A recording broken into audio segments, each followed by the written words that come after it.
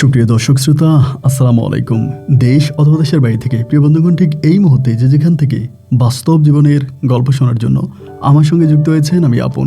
আর যে আপন জীবনের গল্পের 1514তম পর্বে আপনাকে প্রতিদিনের মতো স্বাগতম জানাচ্ছি। বন্ধুগণ, আজ আমি আপনাকে শোনাবো রংপুরের ভাই ড্রাইভার মোহাম্মদ হাসান আলীর জীবনের চরম কষ্টকর এক তাজ্জব ভয়ানক বাস্তব জীবন কাহিনী।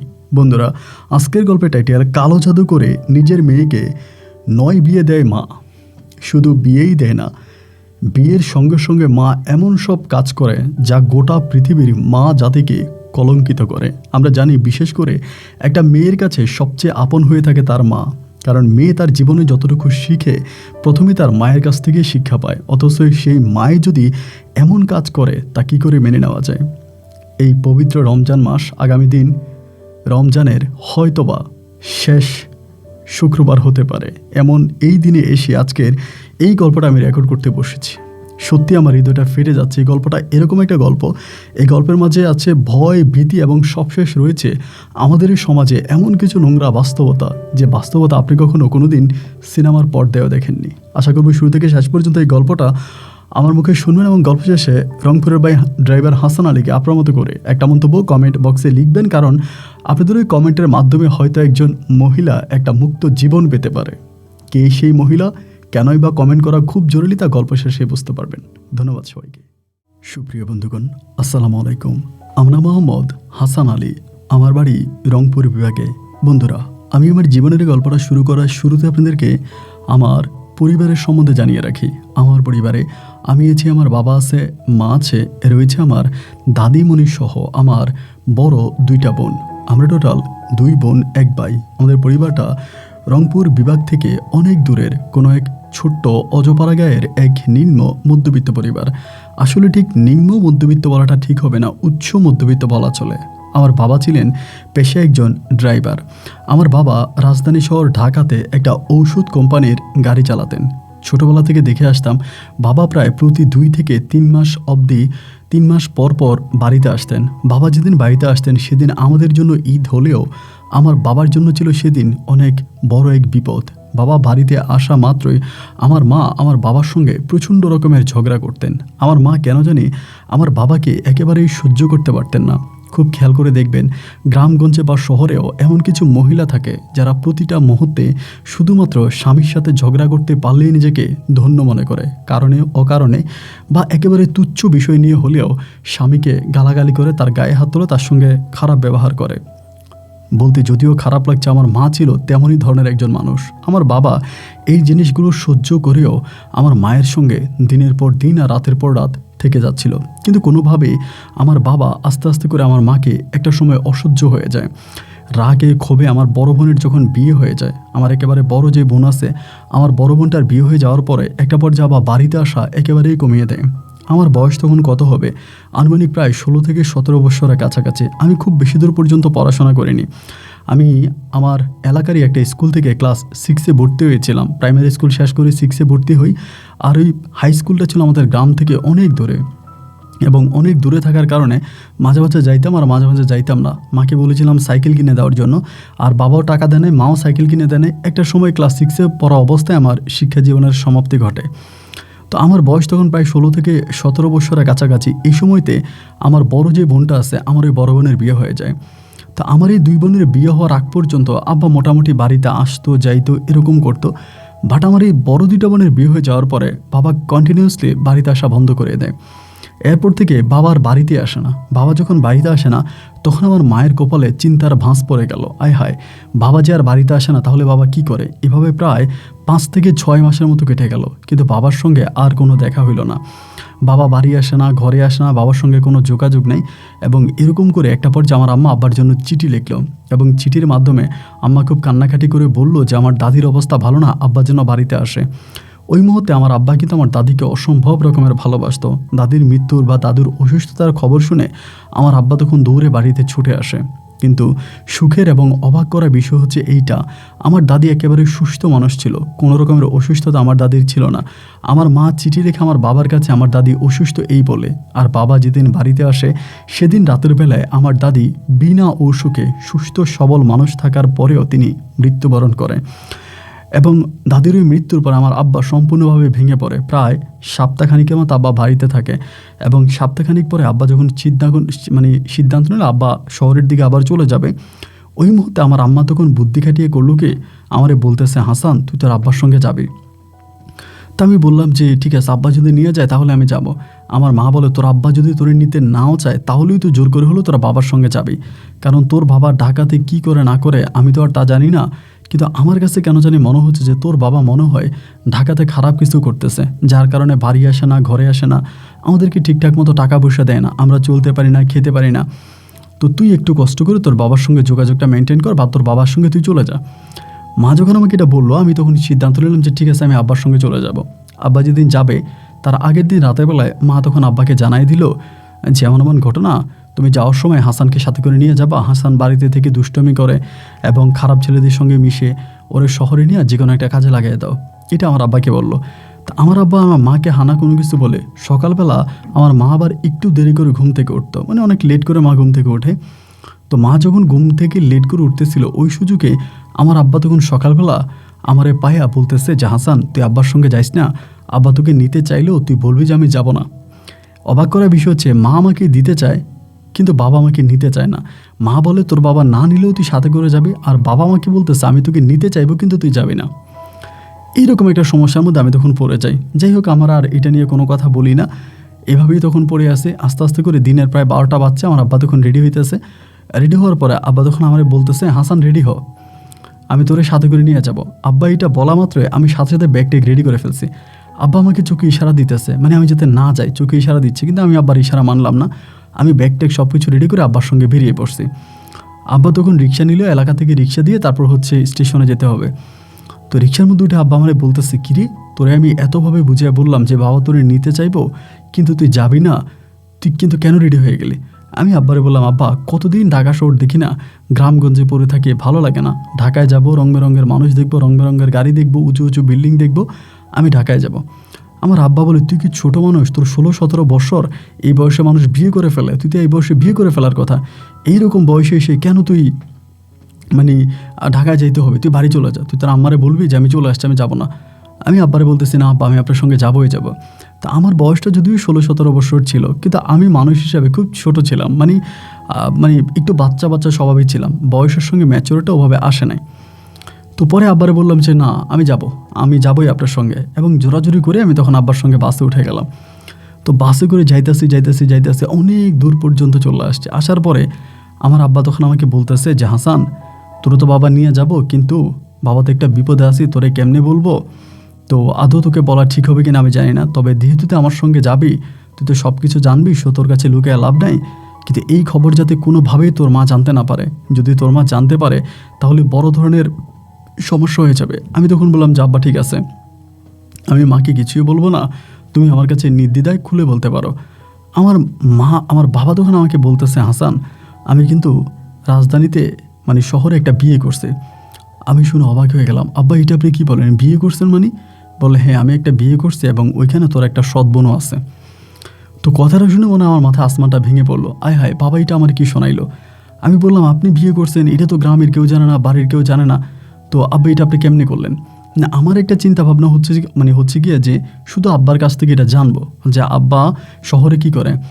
তো আমি বুদ্ধি খাটাইছি কি যে যেহেতু আমার কাছে টাকা আছে, আম্মা আমার আসার সময় টাকা দিছে, তো আমি যেভাবেই পারি যে করেই পারি আমি এখান থেকে পালাবো।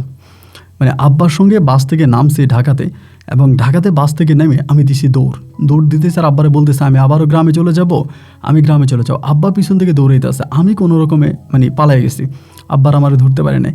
আমি পালাই ওইখান থেকে মানুষের জিজ্ঞেস করে ফিরতি বাসে আবারও রংপুর চলে আসি।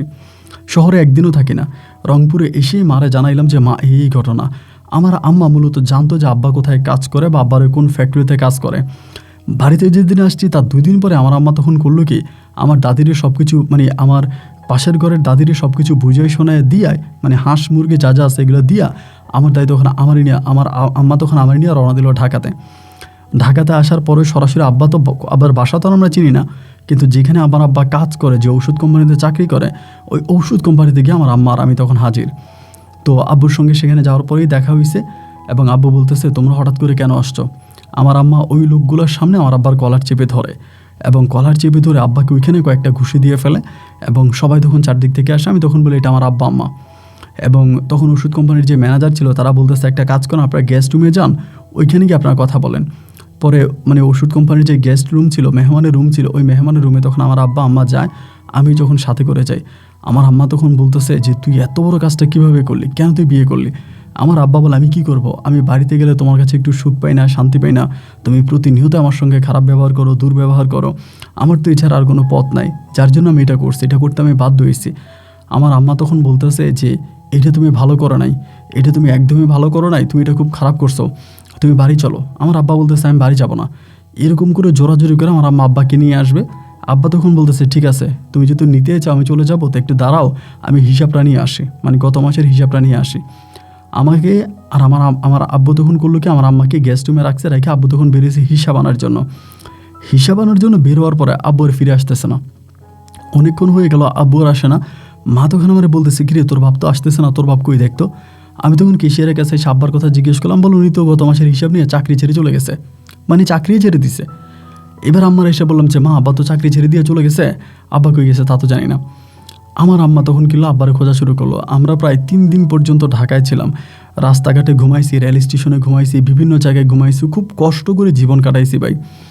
এইরকম কষ্ট করে আব্বারে তো অনেক জায়গায় খুঁজছি, কিন্তু আব্বার তো আর ঠিকানা জানি না, এত বড় শহর, আব্বারে এবার কোথায় খুঁজে পাই? আব্বাকে আর খুঁজে পেলাম না। এবং আব্বাকে খুঁজে না পেয়ে আমার আম্মা আর আমি তখন ব্যর্থ হয়েই ঢাকা শহর থেকে ফিরে আসলাম। এবং ঢাকা থেকে আসার পরে তখন খুব কষ্টের দিন কাটতেছে। আব্বা টাকা দেয় না, পয়সা দেয় না, এবং আমরাও থাকতে পারি না, খাইতে পারি না। একটা পর্যায়ে আমার আম্মা তখন করলো কি, আমাকে নিয়ে আমার নানু বাড়িতে চলে গেছে। পাশাপাশি ছিল আমার নানু বাড়ি, নানু বাড়িতে চলে গেছে। নানু বাড়িতে চলে যাওয়ার পরে আমি তখন নানু বাড়িতে আমার আম্মুর সঙ্গে থাকতে শুরু করি। ওইখানে থাকা অবস্থায় আমার আম্মার দূরসম্পর্কের চাচাতো ভাই হয়, ওই চাচাতো ভাইয়ের মুদির দোকানে আমার আম্মা তখন আমার কাজ দিছে। মানে কিছু একটা তো করতে হবে, আমি তো ওরকম কোনো কঠিন বা হার্ড কাজ করতে পারি না। তখন করলো কি, আমার আম্মা তখন বললো যে ওই মুদির দোকানে তুই কাজ কর। তাই তখন আমি ওই মুদির দোকানে কাজ করতে গেলাম। ওইখানে প্রায় মাসখানেক কাজ করার পরে একদিন দুপুরবেলা হঠাৎ করে আমার আব্বা ছদ্মবেশে এই দোকানে আসছে, মানে এরকম চাদর টাদর গায়ে দেওয়া। আমি আব্বারে দেখে চিনছি, আব্বা আমার ইশারা দিয়ে ডাক দিছে। পরে আমি দোকান থেকে বেরোইছি, বেরোয়ার পর আব্বা আমার বলে চল। আমি বললাম কই যাবো? আব্বা আমার বলে আমি তোরা ঢাকায় নিয়ে যাবো। তা আমি মনে করছিলাম কি আব্বা মনে আমার ঢাকায় নিয়ে মারিয়ে ফেলবো, যেহেতু আমি আম্মার পক্ষে আছি, আবার আমি আব্বার সব গোমর ফাঁস করে দিছি। আমি আব্বারে বললাম যে না আব্বা আমি যাবো না, আমি গেলে পরে তুমি আমার মারবা। আমার আব্বা আমারে বলতেছে না না আমি তোরা মারবো না, তুই আমার সন্তান, আমি তোরা মারবো কেন? আমি খবর পাইছি তুই খুব কষ্টে আছিস, ঠিকমতো চলাফেরা করতে পারিস না, তোর মা তোর খুব কষ্টে রাখছে, এই জন্য আব্বা তোরে নেওয়ার জন্য আসছি, তো আব্বুর সঙ্গে চল। তো এই করে আমার আব্বা যখন জোরাজোরি করতেছিল, পরে আমি বলছি যে ঠিক আছে আমি চলে যাব। আর এখানেও সত্যি কথা বলতে আমার নানু বাড়িতে ভালো লাগতেছিল না, সবসময় মা মামাদের সঙ্গে ঝগড়া করে, যা ঝামেলা করে। তাই আমি আমার আব্বারে কিন্তু বলছি, আব্বা আমি যে তোমার সঙ্গে চলে যাব তাহলে আমার আম্মার কী হবে? আমার আব্বা বলতেছে যে তুই গিয়া মাসে মাসে তোর আম্মার জন্য টাকা পাঠাবি, আব্বা তোরা ঢাকায় একটা চাকরি ঠিক করে দিবনি, ওখানে তোর আম্মার জন্য টাকা পাঠাইস। তো এই বলার পরে তখন আমার আব্বা আমাকে ঢাকায় নিয়ে আসে। এবং ঢাকায় আসার পরে তখন মোবাইল ফোন টোন বেরিয়েছে, মোটামুটি এলাকাতে মোবাইল ফোন টোন প্রায় সবার হাতেই আছে। ঢাকায় আসার পরে তখন আমার আব্বা করলো কি, আমার একটা বিস্কিট ফ্যাক্টরিতে চাকরি দিল। একটা বিস্কিট ফ্যাক্টরিতে আমি চাকরি করতেছিলাম। আম্মার সঙ্গে তখন ফোনে কথা বলি যে আম্মা আব্বা তো আমার নিয়ে আসছে এমনি সামনে। এই করে করে আম্মু আসলে আর রাগারাগি করলো না, আব্বা আমাকে নিয়ে আসছে, তা আম্মু আর কোনো রাগারাগি করলো না। যেহেতু নানু বাড়িতে আমি আর আমার মা থাকাটা খুব দায় হয়ে যাচ্ছিল, কষ্ট হয়ে যাচ্ছিল, এই জন্য চলে আসছে, যার কারণে আমার আম্মুর কোনো অভিযোগ রইল না। এবার এসে আব্বুর সঙ্গে কাজ করতেছি, থাকতেছি, ফিরতেছি, এভাবে প্রায় 3 মাস পর্যন্ত ঢাকায় থাকি। এবং 3 মাস পরে জানতে পারি আমার বড় মামানির সাথে আমার আম্মা ঝগড়া লাগে। এবং আমার বড় মামানির সাথে আমার আম্মা ঝগড়া লাগে, এবং ঝগড়া লাগার এক পর্যায়ে আমার বড় মামানি আমার মাকে দাও দিয়ে কোপ দেয়। মানে এরকম বটি আছে, বটি দেওয়া কোপ দেয়, এবং কোপ দেওয়ার পরে আমার আম্মার এটা এরকম ঘাড়ে লাগে। ঘাড়ে লাগার সঙ্গে সঙ্গে আমার আম্মাকে মেডিকেলে নিয়ে যায়, আমার আম্মা মেডিকেলে মারা যায়। তো হঠাৎ করে আম্মুর মৃত্যুর খবর শুনে আব্বা আমি দৌড়ে ছুটে আসছি, এবং আসার পরে তো দেখলাম যে আম্মু মারা গেছে। এবং আম্মুকে দাফন কাফন করলাম, সব কিছু সম্পূর্ণ করলাম। আমার আব্বা এটা নিয়ে কোনো মামলা করে নাই, কোনো ঝামেলায় যায় নাই। আমার আব্বা পুনরায় আবার আমাকে নিয়ে পরে ঢাকায় চলে আসছে। তা আমার আম্মু মারা যাওয়ার আগ পর্যন্ত আমি ঢাকাতে ভালোই ছিলাম আমার সৎ মায়ের সঙ্গে, আমার সৎ বোনের সঙ্গে। কিন্তু আমার মা যখন মারা গেল, এরপর থেকে না আমার সৎ মা আমার সঙ্গে জানি কেমন কেমন করে আচরণ করতো। আমার সৎ মায়ের বাড়ি ছিল গাজীপুরে, এবং তিনি ছিল পেশায় একজন গার্মেন্টস কর্মী। এবং ওই গার্মেন্টস কর্মী থেকে আমার আব্বা তাকে বিয়ে করে, এবং আমার একটা সৎ বোন হয়। আমার সৎ বোনটাও মোটামুটি প্রায় অনেকটাই বড় হয়ে যায়। দেখা গেলো যে আমার সৎ মা সৎ বোন তারা দুজনে আমার সঙ্গে দুর্ব্যবহার করে, খারাপ ব্যবহার করে, এবং আমাকে নিয়ে আমার আব্বুর সঙ্গে প্রতিনিয়ত ঝগড়াঝাটি করে। মানে এক কথায় বোঝা গেল যে আমি আর আমার সৎ মায়ের ওখানে থাকতে পারতেছিলাম না, খুব দায় হয়ে যাচ্ছিল। পরে ওখান থেকে আমার আব্বা আমারে করলো কি একটা মেস সিস্টেম করে অন্য একটা জায়গায় উঠাইছে। তো বিস্কিট ফ্যাক্টরিতে চাকরি করি, তখন বয়সও মোটামুটি হয়ে গেছে। আমার আব্বা তখন আমারে বলতেছে একটা কাজ কর আব্বু, তোরে ড্রাইভিং শিখাবো, শিখা তোর অন্য গাড়িতে চালাইতে দিব, এভাবে ফ্যাক্টরিতে চাকরি বাকরি করে কোনো লাভ নাই। আমি তখন আব্বারে বললাম যে তাহলে তো ভালোই হয়, যদি কোনো ফ্যাক্টরিতে চাকরি পাওয়া যায় এটা তো আব্বা আমার জন্য ভালো, আমি কোনো ফ্যাক্টরিতে চাকরি করতে চাই, এরকমভাবে আমার ভালো লাগে না। আমার আব্বা তখন আমাকে সাথে করে নিয়েই আমি ড্রাইভিং করতে চাই আব্বাকে বলছিলাম। তো আব্বা যে কোম্পানিতে চাকরি করতো ওই কোম্পানির হেল্পার হিসেবে ট্রাকের আর কি, ট্রাক চালাইতো কোন কোম্পানির, ওই কোম্পানির হেল্পার হিসেবে তখন আমাকে চাকরি দেয়। আমি আব্বার ট্রাকে তখন হেল্পারই করি। তো যেহেতু আব্বা আমারই বাবা, তো উনি তখন অনেক কম সময়ের ভিতরে আমাকে ড্রাইভিংটা শিখিয়ে দেয়, একেবারে গাড়ি চালানো শিখিয়ে দেয়, এবং আমিও তখন আব্বুর সঙ্গে গাড়ি চালাইতে পারি। এই অবস্থার মধ্যে আমার যিনি সৎমা আছে তিনি তখন আমার আব্বার উপরে খুব খেপে গেল। আব্বা কেন আমাকে ড্রাইভিং চালানো শেখায়, আব্বা কেন আমাকে এক্সট্রা হোস্টেলে রাখে, এটা সেটা এরকম করতে করতে হঠাৎ করে যেটা খেয়াল করে দেখলাম যে আমার আব্বা অনেক বেশি শুকিয়ে যাচ্ছে, এবং শুকিয়ে শুধু যাচ্ছে না, আব্বার মাথার চুলগুলো উঠে যাচ্ছে। তো তখন বুঝতে পারতেছিলাম না যে আমার আব্বার কী হয়েছে, মাথার চুল উঠে যাচ্ছে, শুকিয়ে যাচ্ছে, একরকম অন্যরকম হয়ে গেছে, আব্বুকে চিনেই যায় না, খুবই খারাপ অবস্থা হয়ে গেছে। তো আমি তখন আব্বারে বললাম যে আব্বা একটা কাজ করি, চলেন আমরা এখান থেকে চলে যাই। এবং আমার আব্বা বলতেছে আমার সৎমা জানে আমার আব্বারে কী করছিল, আমার আব্বারে কী করছিল, এই কারণে আমার আব্বা দিনে দিনে শুকিয়ে যাইতেছে, শারীরিক অবস্থা খুব খারাপ হইতেছে। পরে আমার আব্বা আমার একটা কবিরাজের কাছে পাঠায়, ঢাকার পাশাপাশি অন্য একটা জায়গায় আমাকে একটা কবিরাজের কাছে পাঠায়। কবিরাজটা বাড়ি ছিল মুন্সিগঞ্জের, ওইখানে একটা কবিরাজের কাছে আমাকে পাঠায়। তা আমি সেই মুন্সিগঞ্জের কবিরাজের কাছে যাওয়ার পরে জানতে পারি যে আমার আব্বাকে নাকি ব্ল্যাক ম্যাজিক করা হয়েছে, কালো জাদু করা হয়েছে, এবং ওই কালো জাদু আমার সৎমাই করছে। এবং যখন আমার আব্বা জানতে পারছে যে আব্বাকে কালো জাদু করা হয়েছে, আব্বা তখন সাথে বলতেছে যে আমার তুই বাড়ি নিয়ে চল, আমি এখানে থাকলে মরে যাব। আমার আব্বার শান্তি আমার মায়ের কাছেও আসলো না, এরপর যারা বিয়ে করলো তার কাছেও শান্তি আসলো না। এরপর যারা বিয়ে করছে তার সঙ্গে আমার আব্বা ভালোই ছিল, শুধুমাত্র আমাকে নিয়ে ঝামেলা হইতো। কেন আমার আব্বা আমাকে টাকা দিবে, কেন আমার আব্বা আমার খোঁজ খবর নিবে, এবং আমার আব্বা কেন আমার সঙ্গে থাকবে, এই জিনিসগুলো আমার সৎমা মানতে পারতো না। এবং ওই মানতে না পারা থেকেই শুরু করছে আমার আব্বুর সাথে ঝগড়াঝাটি, এবং একটা পর্যায়ে আমার আব্বাকে মেরে ফেলার জন্য উনি কালো জাদুর মতো এমন ভয়ঙ্কর পথ অবলম্বন করে।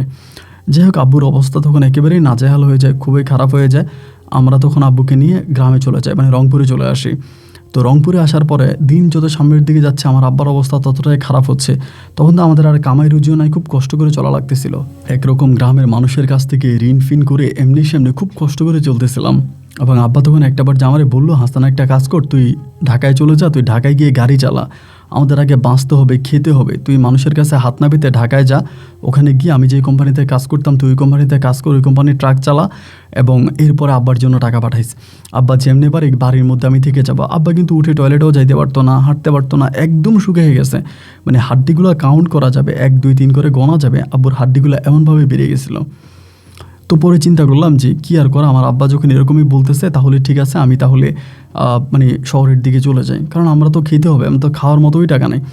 পরে আমি শহরে আব্বা যেখানে ট্রাক চালাইতো ওইখানে ট্রাক চালানো শুরু করি। আবার আব্বা আমাকে অবশ্যই লাইসেন্স বানায় দেয়, ড্রাইভিং লাইসেন্স বানায় দেয়।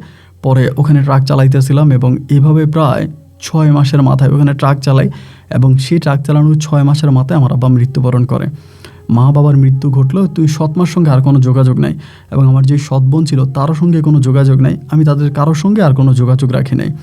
তারা কোথায় আছে, কেমন আছে, এর কোনো কিছুই কিন্তু আমি আর জানি না, কোনোভাবেই তাদের সঙ্গে কোনো যোগাযোগ নাই। তো যোগাযোগ না থাকার পরে এবার আমি করলাম কি, আমার আব্বা মারা গেছে, আব্বু মারা যাওয়ার পরে আব্বুকে দাফন কাফন করলাম। আব্বুকে দাফন কাফন করে সব কিছু ঠিকঠাক মতোই চলতেছিল। আব্বু মৃত্যুবরণ করার প্রায় 2 থেকে 2.5 বছর পরে, আমার আব্বু মারা যাওয়ার প্রায় 2 থেকে 2.5 বছর পরে আমার বয়স তখন প্রায় 24-25 বা তারও বেশি হয়ে গেছে। বিয়ের বয়স তখন পেরিয়ে যাচ্ছিল। আসলে বিয়ে শাদী করা, কারোর সঙ্গে সংসার করা, এই জিনিসগুলোর প্রতি আমার কোনো রকমের আকর্ষণ ছিল না। কখনো বিয়ে করব, কারোর সঙ্গে সংসার করব, এই ধরনের কোনো ইচ্ছা বা চিন্তাভাবনা কোনোটাই আমার নাই। আমি আমার মতো করে দিন রাত কাটাইতে আসি। এই করতে করতে আবার যার ট্রাক চালাইতাম সে আবার খুব ভালো মানুষ ছিল। আপনি শুনলে হয়তো অবাক হয়ে যাবেন, অনেকেই এটা বিশ্বাসও করতে চায় না। আমি যেই মালিকের ট্রাক চালাইতাম ওই মালিকের সঙ্গে আমার সম্পর্ক এতটাই ভালো হয়েছে, উনি খুবই অসুস্থ ছিলেন। উনি এটা বলছিল যে আমি যদি মারা যাই তাহলে তুই আমার ট্রাকটা চালাইস, তোর উপর আমার কোনো দাবি নেই। এবং আমি যে ট্রাক চালাইতাম, যে মাসিক একটা টাকা আসতো বা ট্রাকের যে খরচ আসতো, ওই খরচের টাকা কিন্তু আমার মালিক নিত না। আমার মালিকের কোনো সন্তানাদি ছিল না, তিনি আর তেনার স্ত্রী ছিল এবং তাদের ঢাকাতে আবার নিজেদের বাড়ি ছিল। উনি খুবই পয়সাওয়ালা টাইপের মানুষ আর কি, যার কারণে আমার আব্বারে উনি খুব ভালোবাসত, আব্বুর সঙ্গে ভালো সম্পর্ক ছিল। আমার আব্বু মারা গেছে, উনি আমার আব্বার জানাজায় গেছে, তো সেই থেকে উনি আসলে আর ওভাবে আপনার টিয়া করে না। তো ট্রাকও খুব বড় না, আপনার মিনি ট্রাকগুলোর চেয়েও আরেকটু বড়, মানে পিক আপের থেকেও আরেকটু বড়। তো যাই হোক, তো আমার বয়স তখন প্রায় 24-25 এরকম হবে। ওই বয়সে আসার পরেই আমি তখন করলাম কি, একদিন একটা ভাড়ার কল আসছে। আমরা তখন মূলত বেশিরভাগই হচ্ছে বাসা যে পরিবর্তন করা হতো না, মানে শহরের মধ্যে বাসা পরিবর্তন করতে আমি বেশি কাজ করতাম। দেখা যায় মাসের আপনার মানে 15 তারিখ থেকে মানে 1 তারিখ পর্যন্ত এই দিনটাতে আমাদের ভাড়াটা সবচেয়ে বেশি ছিল। তো ওই তারিখটা মনে হয় 26 তারিখ ছিল সম্ভবত। ওই তারিখে আমার নাম্বারে একটা কল আসে। তো কল আসার পরে একটা মহিলা কল দিয়ে বলতেছে যে আমরা বাসা চেঞ্জ করবো, আপনাদেরকে ট্রাক আছে কিনা। আমি জি আমাদের ট্রাকও আছে এবং আমাদের ট্রাকের সঙ্গে থাকা লোকেরাও আছে। পরে বলতেছে আমরা একটা বাসা চেঞ্জ করবো, আমাদের বাসা এই জায়গা থেকে ওই জায়গায় নিয়ে যাব। তখন আমি বললাম যে আচ্ছা ঠিক আছে, আমি তাহলে আপনাদের সঙ্গে আসবো। পরে বলে ভাড়ার কথাবার্তা বললো তাদের। আমি বললাম যে মালামাল দেখতে হবে, মালামাল দেখা ছাড়া আসলে ভাড়া বলা যাবে না। আমি কালকে সকালে এসে মালামাল দেখে তারপর আপনার ভাড়া বলবো, আপনি আমাকে ঠিকানা দেন। তো মহিলা যে ঠিকানা দিল সেই ঠিকানা অনুসারে আমি তখন ওই মহিলার বাসায় গেলাম। আপন ভাই হয়তো আপনি বিশ্বাস করবেন না, মহিলার বাসায় যাওয়ার পর আমি দেখতেছি যে এই মহিলা আমার সৎমা। যে সৎমায়ের সঙ্গে আমি ছিলাম অনেক দিন ধরে ছিলাম, যে সৎমা আমার মাকে আমার বাবাকে কালো জাদু করে মেরে ফেলছে এই সৎমা। তো আমি ওই সময় মুখের মধ্যে দাড়ি টাড়ি রাখছিলাম, উনি সময় আমাকে চিনতে পারে নাই, মুখে দাড়ি টাড়ি বড় হয়ে গেছে, চিনতে পারে নাই একদম। আমি তখন একদম কালো চাপ দাঁড়িয়ে রাখছিলাম, আমার মনে হয় চিনতে পারে নাই। পরে দোকানে মালটাল দেখছি, দেখার পর আমি নিজ থেকে জানি না মানে নিজের ভিতর থেকে মনে হলো যে ওনার সঙ্গে একটু কথা বলি। পরে আমি ওনার নাম বললাম যে আপনার নাম কি এটা? পরে বলে হ্যাঁ, তুমি কেমনে জানো? আমি বললাম না ঠিক আছে, আপনার হাজব্যান্ডের নাম কি? যখন হাজব্যান্ডের নাম জিজ্ঞেস করছি তখনই উনি আমার চেহারার দিকে ভালো করে তাকাইছে। আমি তো ক্যাপ পরা ছিলাম, মুখের মধ্যে দাঁড়িয়ে ছিল, খেয়াল করতে পারি নাই। যখন হাজব্যান্ডের নাম জিজ্ঞেস করছি তখন ভালো করে তাকায় বলতেছে তুমি কি হাসান? এটা যখন বলছে আমি নিচের দিকে তাকাইছে, আমি কোনো কথা বলি না। বলে কি হলো বলো, তুমি কি হাসান? আমি বললাম জি আমি হাসান। পরে বলতেছে যে তোমার আব্বা কেমন আছে? আমি বললাম আমার আব্বা তো মারা গেছে, বহু বছর হয়েছে। পরে বলে কেমনে মারা গেল? আমি বললাম কেমনে মারা গেল তো আপনিই মারছেন, আপনি আমার আব্বাকে ব্ল্যাক ম্যাজিক করছেন, কালো জাদু করছেন, আপনার কালো জাদুর প্রতিফলে আমার আব্বার মৃত্যু করছে। পরে আমারে বলে হাসান তুমি এই কথাটা কেমনে বলতে পারলাম আমি তোমার আব্বারে কালো জাদু করছি? আমি বললাম দেখেন আমরা কবিরাজের কাছে গেছি, কবিরাজও বলছে যে আপনি আমার আব্বারে কালো জাদু করছেন। যাই হোক আপনারা কেন পরিচয় দিয়ে দিয়েছি জানি না, আসলে আমি আপনার ভাড়াটা মারবো না, আপনি অন্য ট্রাক দেখে নিন। এটা বলে যখন বেরিয়ে যাচ্ছি উনি তখন আমার হাত চেপে ধরে কান্না করে দেয়।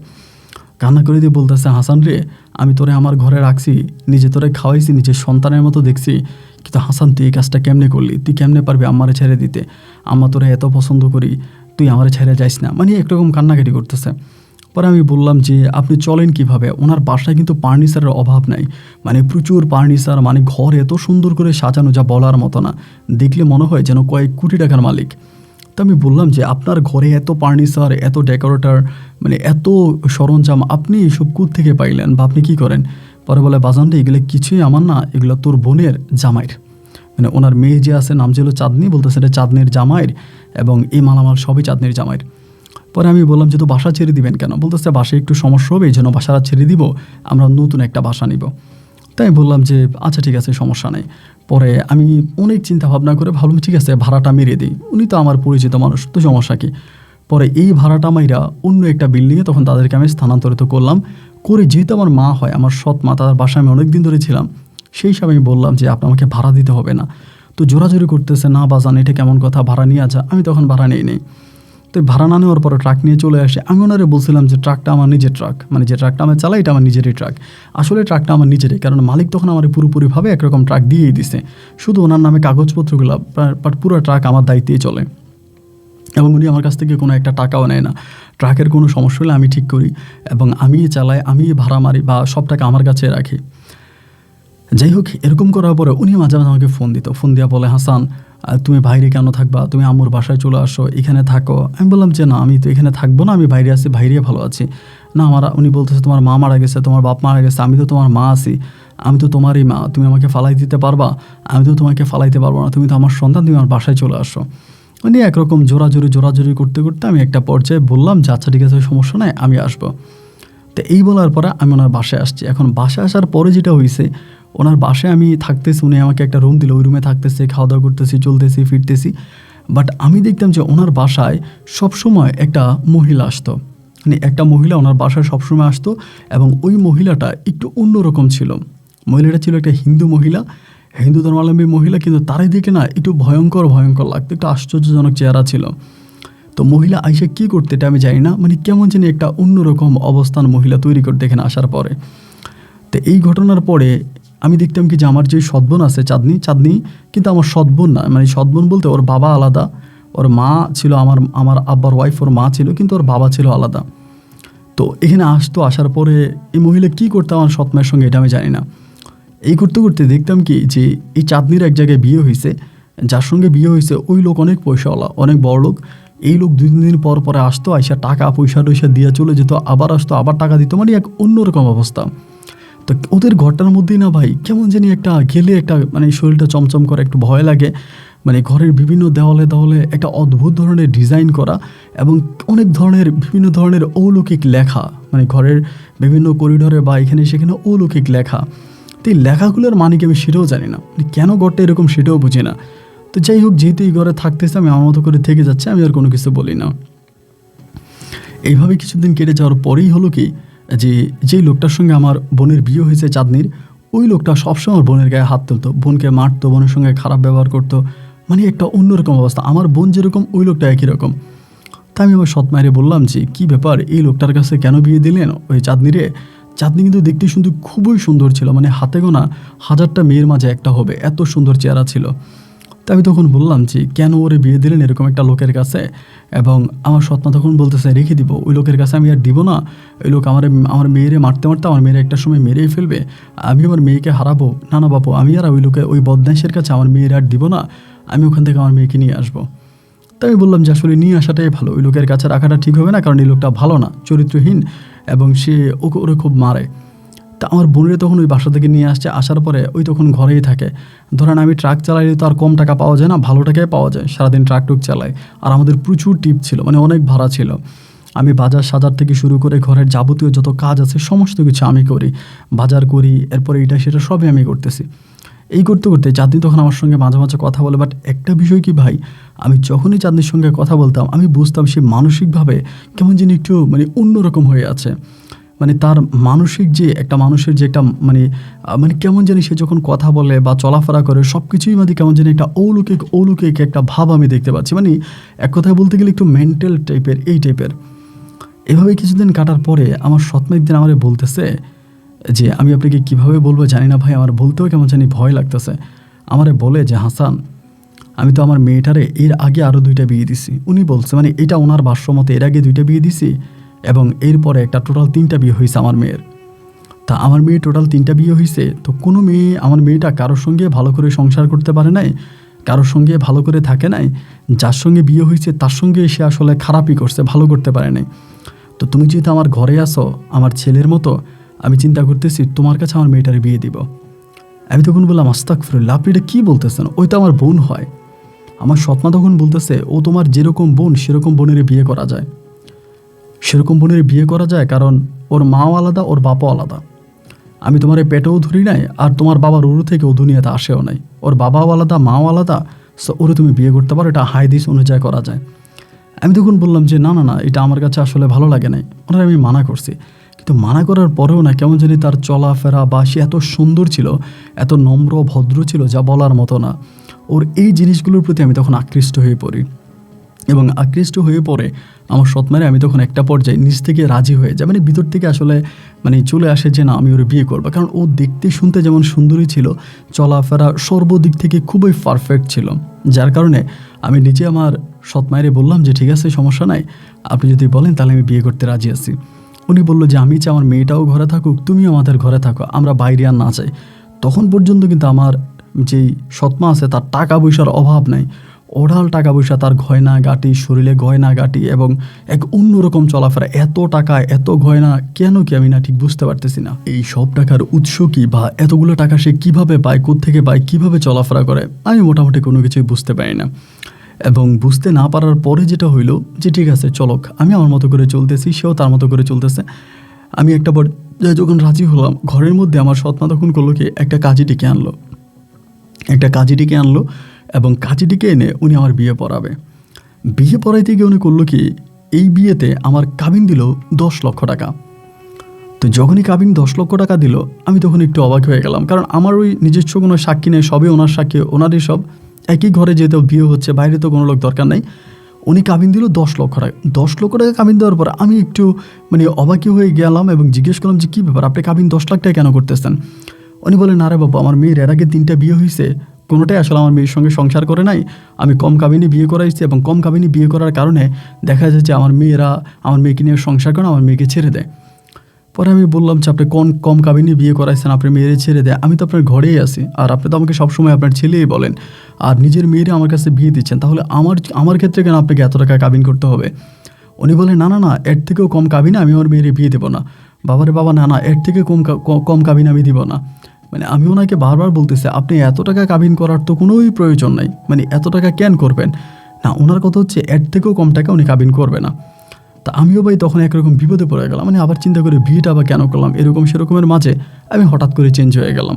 কারণ এই মহিলা যেহেতু তাবিজ করে আমার আব্বাকে মেরে ফেলছে, তাহলে তো মহিলা বেশি সুবিধার না, তার উপরে আবার 10 লাখ টাকা কাবিন চাইতেছে, এরপর তো আমার গলার মধ্যে ফাঁসি দিবে। আমি তখন বললাম যে না, আমি বিয়ে করব না। যখন আমি বিয়ে করব না এই কথা বলে যখন আমি মোচড় দিলাম, ঠিক তখনই উনি বলতেছে যে তুমি কী চাও? আমি বললাম, যদি বিয়ে করতে হয় তাহলে সর্বোচ্চ 1 লাখ টাকা কাবিন আমি বিয়ে করব। উনি বলে, এরপর যদি আমার মেয়েরে ছেড়ে দেয়? আমি বললাম, আপনি মেয়েরে ছাড়বো কেন? আমি তো আর বাইরের কেউ না, যে আপনি মেয়েকে ছেড়ে দেবো, আমি তো আপনার ঘরের মানুষ, হিসাব করতে গেলে আপনার ঘরেরই মানুষ, তা আপনি এরকম করতেছেন কেন? পরে বলে, আচ্ছা ঠিক আছে, তুমি যদি এরকম করে বলো আমার মেয়েরে কষ্ট না দাও, তাহলে আমার কাবিন নিয়ে কোনো কথা নাই, ওকে তুমি যেটা বলছো এটাই। রাজি হয়ে গেল 1 লক্ষ টাকা কাবিনে। 1 লক্ষ টাকা কাবিনে আমি তখন চাঁদনির বিয়ে করি। চাঁদনির বিয়ে করার পরপর যেটা হইলো, আমি দিনে দিনে মানসিকভাবে কেমন যেন দুর্বল হয়ে যাচ্ছিলাম। আমার শরীর ঠিকমতো কাজ করে না, আমার বডি ঠিকমতো কাজ করে না, এবং আমি আস্তে আস্তে প্যারালাইজডের মতো হয়ে যাচ্ছিলাম। এবং আমার শাশুড়ি যখন যা বলে আমি তাই করতেছি, এবং আমার শাশুড়ির কথায় উঠতেছি বসতেছি, একরকম পাগল হয়ে যাচ্ছিলাম। এরকম করতে করতে ওই সময় কিন্তু আমার যে গাড়িটা ছিল, ওই যে মালিক ছিল আমার, যেই যারা আমাকে যার মূলত গাড়ির যিনি মালিক, তিনি তখন সৌদি আরবে চলে গেছে, সে আর তার ওয়াইফ, তারা সৌদি থেকে আর আসবে না। তাদের যে গাড়িটা ছিল এটা আমার নামে লিখে দিয়ে গেছে, বলছে ইনকামের কিছু অংশ মাঝে মাঝে যাতে আমি দান সরকার করি এবং আল্লাহর রাস্তায় দান করি, যেহেতু আমার বাবা মা কেউ না, আমি এতিম মানুষ, ওই হিসেবে আমাকে তখন গাড়িটা উনি দিয়ে গেছে। তো গাড়িটা দিয়ে যাওয়ার পরে এবার আমার সৎমা তখন করতেছি কি, আমাকে কেমন জানি নাচাইতেছে, উনি যা বলতেছে আমি তাই করতেছি, মূলত আমি তখন আর আমার কন্ট্রোলিংয়ে নাই, আমার কন্ট্রোলে নাই। সে যেভাবে আমাকে নাচাইতেছে আমি ঠিক একইভাবে নাচতেছি, তার কথায় উঠতেছি, তার কথায় বসতেছি এবং তার দেখানো পথেই চলতেছি। এরকম করতে করতে কখন যে ভাই আমি আমার গাড়িটা বিক্রি করে ফেলে আমি নিজেও জানি না। শুধু গাড়ি বিক্রি করি না, গাড়ি বিক্রি করে আমি মানসিকভাবে পাগল হয়ে যাই, এবং আমার যে ক্যাশে কিছু জমানো টাকা ছিল, যেহেতু বাবা মারা গেছে বহু বছর হয়েছে, আমি অনেক বছর ধরে ট্রাক চালাইতেছি, আমার নিজেরও অনেক বেশি ক্যাশ ক্যাপাবিলিটি ছিল, এই ক্যাশ ক্যাপাবিলিটির সাথেও হিসাব নাই, গাড়ির সাথেও হিসাব নেই, এবং একটার সময় আমি সম্পূর্ণ পাগল হয়ে গেছি। পাগল হয়ে যাওয়ার পরে দীর্ঘ প্রায় 1.5 বছরের মতো আমি রাস্তায় হাঁটছি। 1.5 বছরের কোনো হিসাব আমার কাছে নাই। 1.5 বছর আমি কোথায় ছিলাম, কি করছি, এই সমস্ত কিছুই নেই। 1.5 বছর পরে আস্তে আস্তে করে আমার ব্রেন কিছুটা ঠিক হচ্ছিল।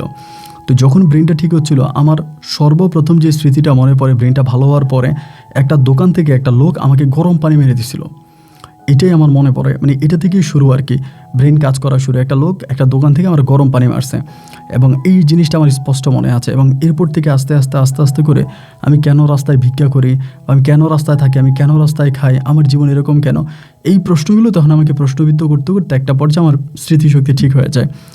এবং যখন স্মৃতিশক্তি ঠিক হয়, আমি যখন আমার ওই সৎমায়ের বাসায় যাই, আমি তখন জানতে পারি তারা এই বাসাটা ছেড়ে দেয়। তো আমার গাড়ির নাম্বার মনে আছে, সব কিছু মনে আছে। আমি তখন আমার গাড়ির নাম্বার ঠিক করে যে মালিক ধরে জানতে পারি, আমি যে মালিকের কাছে গাড়ি বিক্রি করছি সেই মালিকে আরেকজনের কাছে বিক্রি করে দিছে।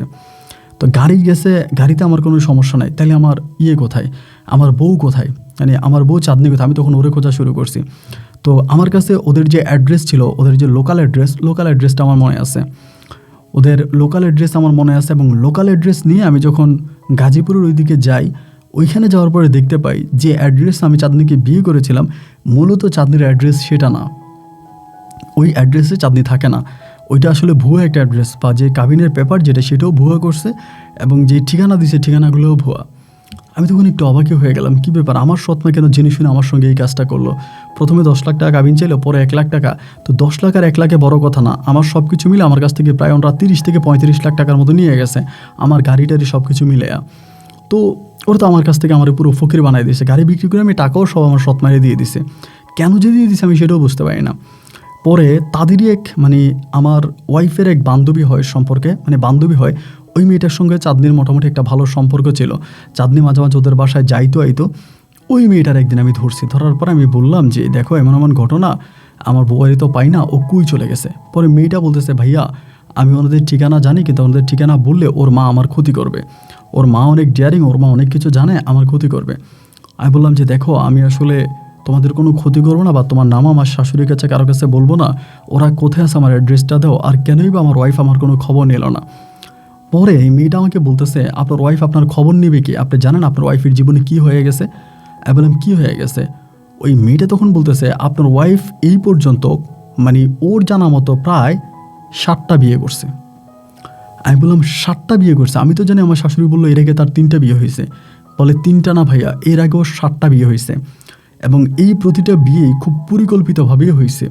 আপনার যে শাশুড়ি আছে সে পরিকল্পিতভাবেই চাঁদনিকে বিয়ে দিছে, এবং চাঁদনি যখন মাঝে মাঝে রাজি হইতো না যে না আমি বিয়ে করব না, আমি এটা করব না, তখন চাঁদনিকে ব্ল্যাক ম্যাজিক করা হইতো। ওর মায়ের কাছে ওর মায়েরই এক বান্ধবী আছে, ওই বান্ধবীটা হিন্দু মহিলা, এবং ওই হিন্দু মহিলা ব্ল্যাক ম্যাজিকের গুরু, কালো জাদুর গুরু। এই মহিলাটা কালো জাদু করে আপনার ওয়াইফকে পাগল বানায় দিত। সে যদি বলে আমি বিয়ে করব না, তাহলে তাকে একরকম জোরপূর্বক করে তখন তাকে বিয়ে দেওয়া বিয়ে দিয়ে দিত, এবং সে একটা সময় রাজি হয়ে যেত। তো মেয়েটার কথাগুলো শোনার পরে আমার তখন মনে হলো যে হ্যাঁ, আসলে এই কথাগুলো সত্যি। কারণ সত্যি যদি না হবে, আমি একজন সুস্থ সবল স্বাভাবিক মানুষ, আমি কোনো অসুস্থ রোগীও না, আমি কোনো মানসিক রোগীও না, আমি একটা ভালো ছেলে।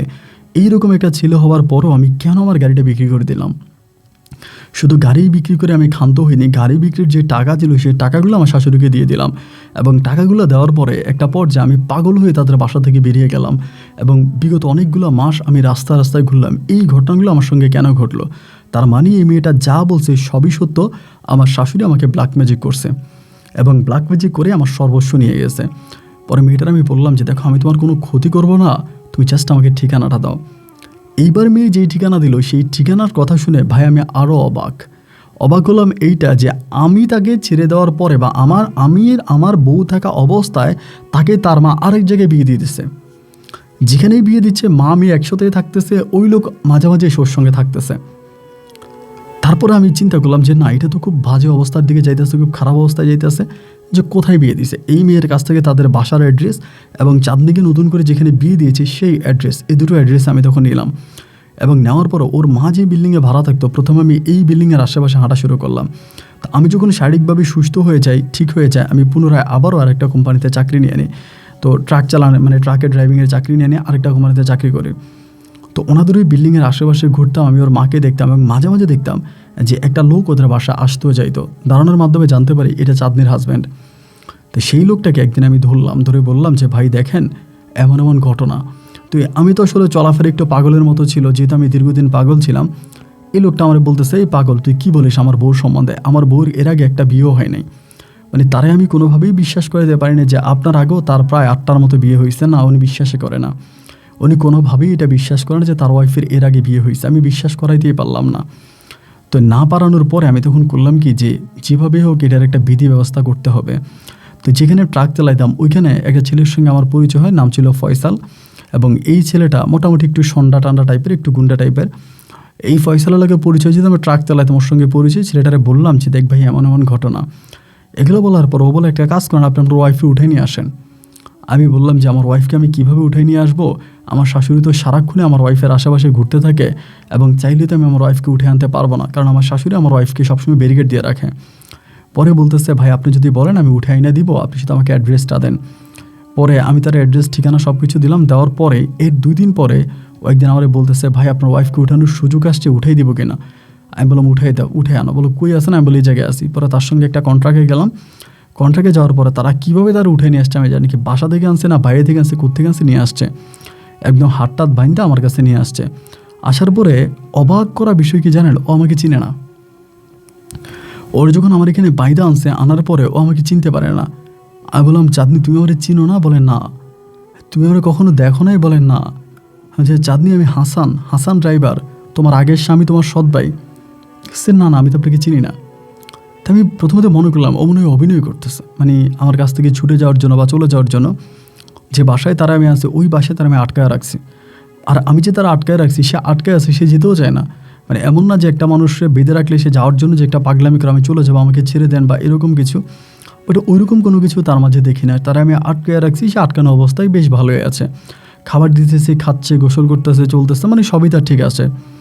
তো এরকম করতে করতে তার কিছু কিছু জিনিস আমার কাছে খুব অবাক লাগতো। এটা হচ্ছে, এটা রাতের বেলা যখন ঘুমাইতো তখন ফেসকি মারতো, মানে হাচ্ছু করে ফেসকি মারতো। এবং আমার কাছে কেমন জানি তার মানে কিছু কিছু বিষয় আমার কাছে খুব খারাপ লাগতো। লাগার পরে আমি তখন একটা কবিরাজের শরণাপন্ন হলাম, এবং ঢাকারই একজন কবিরাজের শরণাপন্ন হলাম। হওয়ার পরে কবিরাজ নয়, তিনি একজন মানে এক কথা বলতে গেলে স্বাভাবিক একজন হুজুর ছিলেন, খুব ভালো মানুষ। তো একজন আমাকে বললো যে তাকে নিয়ে যাওয়ার জন্য। তো আমি আমার বউকে সেখানে নিয়ে যাই। চাঁদনিকে নিয়ে যাওয়ার পরে তিনি চাঁদনিকে দেখিয়ে বলতেছে যে ওর কোমরে একটা তাবিজ আছে, তাবিজটা প্রথমে ছিঁড়ে ফেলেন। তো সত্যি ওর কোমরে একটা তাবিজ ছিল, বাট আমি জানতাম না এটা কিসের তাবিজ, আমি এর আগেও দেখেছিলাম। পরে আমি তাবিজটা ছিঁড়ে ফেলি। তাবিজটা ছিঁড়ে ফেলার পরে কবিরাজ তখন করে কি, তার চোখে মুখের মধ্যে পানি দিয়ে দেয়, এরকম করে পানি ঢেলে দেয়। পানি ঢেলে দিলে পুরো জায়গার মধ্যে সেন্সলেস হয়ে যায়, মানে অজ্ঞান হয়ে যায়। অজ্ঞান হয়ে যাওয়ার পরে কবিরাজ বলতেছে যে ওর কিছুক্ষণ পরে জ্ঞান ফিরবে, এবং জ্ঞান ফিরে ও স্বাভাবিক লাইফে আসবে। এবং ওর যখন জ্ঞান ফিরে আসে, সত্যি ও স্বাভাবিক লাইফে চলে আসে, ও আমাকে চিনতে পারে, মা অনেক কিছু ও তখন চিনতে পারে। তা আমি তখন আমাকে বলে যে ওর মা কোথায়, ওর মায়ের কাছে যাবে। কিন্তু অবাক করা বিষয়, ওর আমার পর যে একটা বিয়ে হয়েছে এই লোকটার ও আর চিনে না, মানে এই লোকটার কথা কিছুই তার মনে নাই। তো এটা খুবই অবাক এবং অলৌকিক একটা বিষয়। তো আমি তার পাশের রুমে নিয়ে যাওয়ার পরে কবিরাজের সঙ্গে কথা বললাম যে তার সঙ্গে কী হইতে আছে। কবিরাজ বলে এই মেয়েটার উপরে এই পর্যন্ত প্রায় নয়টা তাবিজ করা হয়েছে, এবং 9টা তাবিজ তার এই পর্যন্ত করা হয়েছে। তাবিজটাকে করার পরে ও ওই কবিরাজ যা বলে ও তাই করে। তাবিজটা যে লোকটা করে এই লোকটার কথাই ও বসে, ও মানে সম্পূর্ণ ওই লোকটাই করে। তো আমি বললাম যে তাইলে কী করা যায়, বলো ওনার আর কোনো সমস্যা হবে না আশা করি, তবে যে তাকে ব্ল্যাক ম্যাজিক করে তার কাছে তারা আর নিয়ে না, তারা একটু সরাই রাখেন। তো এই বলার পর আমি তখন তারা বাসায় নিয়ে যাই। নিয়ে যাওয়ার পর আমি বলি যে চাঁদনি, তখন আমি নিজেই তারা সব কিছু খুলে বলি যে তোমার সঙ্গে এতদিন পর্যন্ত যা হয়েছে তা বললে হয়তো তুমি বিশ্বাস করবা না। তোমাকে বেশ কয়েকবার কালো জাদু করা হয়েছে, কালো জাদু করে তোমাকে বিভিন্ন জায়গায় তোমার আম্মা বিয়ে দিয়েছে, এবং আমার সঙ্গে তোমার ছাড়াছাড়ি হওয়ার পরেও তোমার আরেকটা বিয়ে হয়েছে। ওইটা জানেই না, মানে ও বুঝেই না যে ওর আরেকটা বিয়ে হয়েছে, মানে ওর ব্রেনটাকে পুরোপুরিভাবে নষ্ট করে দিছে। তা আমি চিন্তা করলাম একটা মানুষের জীবনে তার মা যে এত বড় ক্ষতি করতে পারে, যে মা 10 মাস 10 দিন সন্তান গর্ভধারণ করে, এবং মা এত কষ্ট করে সন্তানকে বড় করে, সেই মা কিভাবে পারে তার মেয়ে দিয়ে এরকম ব্যবসা করতে।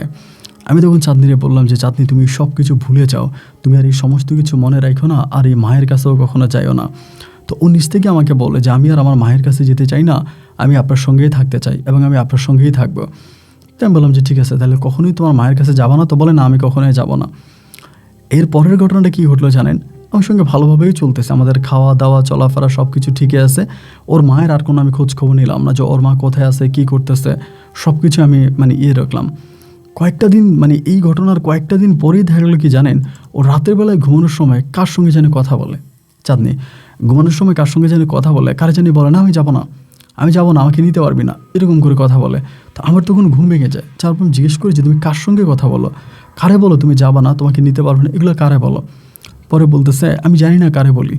আমি বললাম তো তোমার এরকম উল্টাপাল্টা জিনিস হইতেছে কেন? আমি কিন্তু তখন ওকে তাবিজ পরায় রাখছি, যে ওই ফকিরে যে তাবিজটা দিছে বা হুজুরি যে তাবিজটা দিছে, এই তাবিজটা কিন্তু আমাকে পরায় রাখছে যাতে ওর আর কোনো ক্ষতি না হয়। তো মানে বলতেছে যে আমি কার সঙ্গে কথা বলে আমি নিজেও জানি না।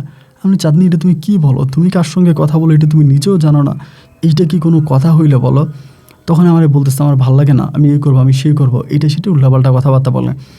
তো একদিন হয়েছে কি, যেহেতু উল্টাপাল্টা বলতেছে, আমি একদিন সকালবেলা চিন্তা করলাম যে ওরে আমি তালা মাইরা আমি কবিরাজের কাছে যাব। ও তো রাস্তার মধ্যে পাগলামি সাগলামি করবো, ওরে নিব না, ওরে রুমে রেখে কবিরাজের কাছে যাব, এবং কবিরাজকে গিয়ে জিজ্ঞেস করবো যে কেন এরকমটা করতেছে, এরকম করার কারণটাকে কবিরাজ কাছ থেকে পানি পড়া তাবিজ পড়া যা যা আমি তা নিয়ে আসবো। আমি তখন সেই কবিরাজের বাড়িতে গেছি, মানে কবিরাজের বাসায় গেছি। ওরে বাইরে থেকে তালা মেরে, বিশ্বাস করেন ও ঘরের মধ্যে ছিল ফ্ল্যাটে, আমি বাইরে থেকে তালা মেরে গেছি। তালা মেরে যাওয়ার পরে আমি তখন কী করলাম, কবিরাজের বাসায় গেছি। কবিরাজের বাসায় যাওয়ার পরে কবিরাজের বাসায় বসার পরে কবিরাজ আমার দিকে তাকে হাসতেছে, আমার দিকে তাকে হাসে। আমি বললাম আপনি আমার দিকে তাকে হাসেন কেন? পরে বলে তুমি তারা কোথায় রেখে আসছো? আমি রুমের মধ্যে রেখে আসছি তালা মেরে। বলে ও তো না, ও তো চলে গেছে। আমি বললাম কী বলেন আপনি? ও চলে গেছে। বলে হ্যাঁ, ওরে নিয়ে গেছে, তালা খুলে ওরে নিয়ে গেছে। আমি বললাম আমি নিজে তালা মেরে আসছি, তো চলে যাওয়ার কোনো উপায় নেই, এটা আপনি কী বলেন? তো কেমনি চলে গেল? পরে বলে চলে গেছে, আপনি খবর নিয়ে দেখানো চলে গেছে। আমি মোটামুটি বিশ্বাসই করতে পারতেছিলাম না যে ও চলে গেছে। ও কেন যাবে, কীভাবে যাবে? কবিরাজের সঙ্গে কথাবার্তা বলে আমি বাসায় আসছি। বাসায় আসার পর দেখি যে আমার বাসার গেটে তালা খোলা, যে গেটে তালা মেরে গেছে তালা খোলা। এবং বাসার যে সিকিউরিটি ছিল দারোয়ানে তখন জিজ্ঞেস করলাম যে আমার বউ কই? দারোয়ান বলে একটা বোরকা পরে মহিলা বেরিয়ে গেছে, সম্ভবত আপনার বউ। এখন প্রশ্ন হলো, এই তালা আমি মারছি, চাবি আমার কাছে, আমার বউয়ের কাছে কোনো চাবি নেই। যদি থেকেও থাকে, ও বাইরে মানে ভিতর থেকে কিভাবে বাইরে তালা খুলবে? এখন বাইরের তালাটা কে খুললো, ও কোথায় গেল? আমি পাই ওরে না পাইয়া পাগল হয়ে আবারও সেই কবিরাজের কাছে গেলাম, যে বলতেছি যে হুজুর আপনি যা বলছেন তাই তো সত্য, ওর তো বাসা থেকে চলে গেছে, ও তো বাসায় নেই, আমি তালা মেরে আসছিলাম, চাবিও দেখেন আমার হাতে, তার তালাটা খুললো কে? ও তখন হাইসা আমাকে বলে, হাসান তুমি তো পেশায় একজন ড্রাইভার এবং আমি তোমার অতীত সম্বন্ধে সব কিছু জানি। একটা কাজ করো, এই সব কিছু থেকে বেরিয়ে আসো, এই মেয়েটাকে ভুলে যাও, মেয়েটার তার মায়ের কাছ থেকে রাখতে পারবে না, কারণ তার মা অনেক খারাপ মহিলা, এই খারাপ মহিলার হাত থেকে মেয়েটাকে তুমি রাখতে পারবে না, তুমি তোমার পথে যাও, তোমার পথে থাকো, এই মেয়েকে মেয়ের পথে ছেড়ে দাও। আমি বললাম যে না, আপনি কি বলতেছেন, আমি ওকে ওর পথে ছেড়ে দিব, ওর সঙ্গে আমার এত কিছু হয়েছে না, আমি ওরে ছাড়বো না। পরে কবিরাজ বলতেছে যে তুই যদি না ছাড়ো তাহলে দেখো তারা খুঁজে পাওয়া যায় কি না, তারা কোথায় পাইতে পারো দেখো। আমি বললাম যে দেখেন, তারা কোথায় পাইতে পারি এটা তো আপনিই ভালো জানেন। উনি বলেন না, ওইটা বলার ক্ষমতা আমার নাই, আমার যতটুকু ক্ষমতা ছিল আমি ততটুকু তোমাকে বলেছি, এর বাইরে বলার মতো ক্ষমতা আমার নাই। ও কোথায় আছে, কোন জায়গায় আছে, এটা আমি তোমাকে বলতে পারবো না। তা আমার কাছে মনে হলো যেন কবিরাজ ইচ্ছা করেই বলতেছে না, মানে ওই যে আমাকে বললো সরে যাওয়ার জন্য ওর জীবন থেকে, আমি কেন সরি না, হয়তো এই জন্যে আমার বলে না। আমি তখন কবিরাজের আর কোনো কথা শুনলাম না বা ওনার কোনো কথা মানলাম না। আর উনি যা বলছে, যেটাই বলছে, ওনার কথাগুলো এক সাইডে রেখে আমি তখন আমার মতো করে কার্যক্রম চালিয়ে যাচ্ছিলাম, আমার মতো করে কার্যক্রম চালাচ্ছিলাম এবং এরকম করে ওকে খুঁজে বেড়াইতেছে, বিভিন্ন জায়গায় খুঁজতেছে। ওর মা জানি আবার কোথাও উদয় হয়ে গেছে, আগে যে বিল্ডিংয়ে থাকতো ওই বিল্ডিংয়েও আর নাই, ওর মা আবার কই জানি চলে গেছে, ওর মারে আমি খুঁজে পাই না।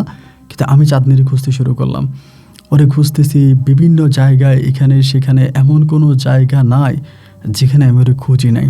খুঁজতে খুঁজতে খুঁজতে খুঁজতে পুরো পাগল হয়ে গেছি, পুরো বাংলাদেশে মনে হয় তন্ন তন্ন করে আমি ওরে খুঁজেছিলাম, কিন্তু আমি ওকে কোথাও খুঁজে পাই নাই। এবং খুঁজে না পাওয়ার পরে একটা সময় হলো কি, যাদের সঙ্গে ট্রাক চালাইতাম, যে গ্রুপে ট্রাক চালাইতাম, ওরা সবাই সবসময় বলতো যে ভাই তুমি সারাক্ষণ মন খারাপ করে থাকো, এরকম পাগলামি করে থাকো, এরকম মন খারাপ আর পাগলামি করে থাকো না, চলো আমরা একটা জায়গায় যাব। এবং ওইটা ছিল আমাদের রংপুরেই, মানে আমাদের সঙ্গে এক ড্রাইভার ছিল আর কি, আমাদের সঙ্গে গাড়ি চালাইতো এবং ও ছিল পেশায় হিন্দু একজন ড্রাইভার। ওদের একটা মানে পূজা চলতেছে, কি যেন একটা ধর্মীয় পূজা, ওদের বাড়িও রংপুরের দিকে ছিল, আমাদের ওই আমার জন্ম ঠিকানা যেখানে সেখানের দিকেই তো। এবং এটা বর্ডার, মানে ইন্ডিয়ার যে বর্ডার আছে, বর্ডারের কাছে মন্দিরটা। তো বলে যে আমাদের মন্দিরের ওই পূজাটা অনেক বড় করে হয় এবং ইন্ডিয়া থেকে অনেক মানে ঠাকুররা বা অনেকে আসে, এসে হচ্ছে এখানে থাকে, তো তুই আমার সঙ্গে চল, তোর ওইখানে নিয়ে যাব। তো আমি বললাম যে ভাই আমার তো যাওয়ার ইচ্ছা নাই, আমি যাব না। তারপরে বলতেছে তুই চল, গেলে তুই ভালো থাকবি, তুই দেখে থেকে থেকে পাগল হয়ে যাচ্ছিস, তোর ব্রেন টেন কাজ কর, আমার সঙ্গে চল। তো ওদের ওই মানে ওদের যে পূজাটা মানে ইয়েটা ছিল, একটা পাহাড়ের উপরে ছিল, একটা পাহাড়ের উপরে ছিল ওদের মন্দিরটা। তো আমি তখন ওর সঙ্গে ওই মন্দিরে গেলাম। তো মন্দিরে গেছে, আমার একটা চিন্তা ভাবনা হয়েছে, বন্ধুর সঙ্গে মন্দিরে গেছে, রাতের বেলায় পুজো হইতেছে, তো এখানে অনেক মানুষ, অনেক মহিলারা আসতেছে যাইতেছে, আমার কেমন জানি ভিতরটার মধ্যে খুব খারাপ লাগতেছে, মানে ভিতরটার মধ্যে কেমন জানি না এক ধরনের কষ্ট কাজ করতেছে। এবং সেই কষ্ট থেকে আমি মধ্যরাতের কাছাকাছি ওদের মন্দিরের পাশেই একটা আপনার মানে আপনার ওই যে কী বলে নিম পাতার মানে নিম গাছ আছে, ওই নিম গাছের ওইখানে বসে বসে কান্না করতেছিলাম। তো কান্না করতেছিলাম, রাত তখন আনুমানিক প্রায় আপনার 12টা কি 1টার মতো বাজবে এরকম। এমন সময় হিন্দু ধর্মের ধুতি পরা একজন লোক তখন আসছে এবং আমি একটু জোরে জোরেই কান্না করতেছিলাম লাউডলি। উনি সম্ভবত আমার কান্নার শব্দ শুনছে, ওদেরই কোনো ধর্মগুরু হবে এই আর কি। পরে এসে আমারে বলতেছে যে বাবা তুমি কাঁদো কেন, এবং তার যে কথাগুলো বলতেছে সেই কথাগুলো মনে হয় যেন কলকাতার ভাষায়, মানে কলকাতার ভাষায় যেরকম কথা বলে এরকম করেই কথা বলতেছে। পরে আমি ওনারে কিছু বলি না, উনি আমারে বলে কাঁদতেছো কেন, আমি তখনও কিছু বলি না। পরে আমারে বলে তোমার স্ত্রীর জন্য কান্না করতেছো। এইটা বলার পরেই ভাই তখন যে আমার ভিতরটা একটা মুচু দিয়ে উঠলো, কি আমি আমার স্ত্রীর জন্য কান্না করতেছি, এইটাই লোকে জানলো কীভাবে, তার তো জানার কথা না, সে কীভাবে জানলো। এই বলার পরে আমি তখন তার দিকে এভাবে উপরের দিকে মুখ করে তাকাইছি, তাকানোর পরে বলতেছে যে তোমার স্ত্রীর জন্য কান্না করতেছ। আমি বললাম জি। পরে বলে তোমার স্ত্রীর কাছে তুমি যাবা? আমারে বলে। আমি বললাম জি ঠাকুর যাবো, আমার স্ত্রীর কাছে আমি যাব। আমি আমার স্ত্রীর জন্য কান্না করতেছি। পরে বলে তোমার স্ত্রীর কাছে তুমি যে যেতে চাও, তোমার স্ত্রীকে তুমি গ্রহণ করবা যদি শোনো? আমি বললাম জি, আপনি যা বলেন আমি তাই শুনবো, বলেন আপনি কি বলতে চান। বলে তোমার স্ত্রী প্রতিদিন 10 থেকে 15 জন পুরুষের সঙ্গে ঘুমায়, 10 থেকে 15 জন পুরুষের সঙ্গে থাকে, এটা জানার পর কি তুমি তাকে নিয়ে সংসার করবা? আমি বললাম হ্যাঁ আমি করব। সে 10 থেকে 15 জন পুরুষের সঙ্গে থাকুক, যার সঙ্গেই থাকুক, আমি তার সঙ্গে সংসার করব। আপনি বলেন সে কোথায় আছে, আপনি বলেন সে কোথায় আছে। পরে উনি আমার দিকে তাকায় থেকে বলতেছে তাহলে আমার কাছে কথা দাও, তুমি কখনো মেয়েটারে কষ্ট দিবা না, তার সঙ্গে সুখে শান্তিতে সারা জীবন থাকবে। আমি বললাম জি থাকবো। তো বলে ঠিক আছে তাহলে তুমি লেখো, তোমার কাছে কাগজ কলম আছে? আমি বললাম যে না আমার কাছে কাগজ কলম তো এই মুহূর্তে না, আমি কাগজ কলম নিয়ে আসি। উনি বলে যে না আমি ঠিকানা বলি তোমার মনে থাকবে। সে আমাকে পুরো বিল্ডিংয়ের নাম বলে, ঠিকানা বলে, দেখেন এত লম্বা একটা অ্যাড্রেস যেটা কোনোভাবেই একজন মানুষের মনে থাকার মতো কথা না, কিন্তু উনি বলার সাথে সাথে মনে হয় যেন এটা আমার মুখস্থ হয়ে গেছে। মানে যেই অ্যাড্রেসটা ওই ঠাকুর আমাকে বললো, অ্যাড্রেসটা বলার সঙ্গে সঙ্গে এটা আমার ঠিক হয়ে গেছে। এবং উনি আমারে বলতেছে আমি এখান থেকে চলে যাওয়ার পরে তুমি যাবা, এর আগে তুমি এই জায়গা থেকে উঠবা না।